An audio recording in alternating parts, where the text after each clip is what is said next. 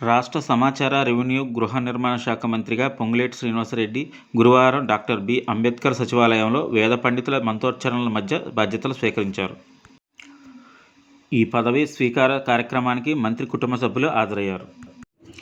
ఈ సందర్భంగా మంత్రిని ఎమ్మెల్యేలు కూనంనేని సాంబశివరావు, పాయం వెంకటేశ్వర్లు, కోరం కనకయ్య, వేముల వీరేశం, ఆదినారాయణ, బాలునాయక్, ఆది శ్రీనివాస్, యశస్వినిరెడ్డితో పాటు పలువురు సీనియర్ నాయకులు రేణుకా చౌదరి, రామసహాయం సురేందర్ రెడ్డి, రెవెన్యూ శాఖ ముఖ్య కార్యదర్శి నవీన్ మిట్టల్, ఆర్&బి కార్యదర్శి శ్రీనివాసరాజు, సమాచార పౌర సంబంధాల శాఖ కమిషనర్ కె. అశోక్ రెడ్డి, సమాచార శాఖ director Rajamouli, additional director Nagaiah, జేడీలు జగన్, శ్రీనివాస్, వెంకటరమణ, డీడీలు మధుసూదన్, ఆస్మి, రాజారెడ్డి, సిఐఈ రాధాకిషన్, వివిధ శాఖల ఉన్నతాధికారులు మంత్రిని కలిసి శుభాకాంక్షలు తెలిపారు.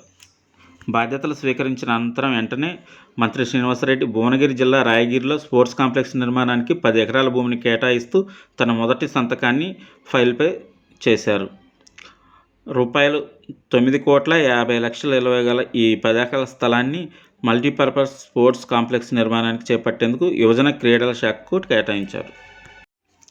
అలాగే రాష్ట్రంలోని 33 జిల్లాల డిపిఆర్ఓలకు అధునాతన కెమెరాలు అందజేసే సమాచార పౌర సంబంధాల శాఖకు చెందిన ఫైల్పై మంత్రి పొంగులేటి సంతకం చేశారు. గృహ నిర్మాణ శాఖకు చెందిన పలు పరిపాలన సంబంధిత ఫైళ్లపై కూడా ఆయన సంతకం చేశారు.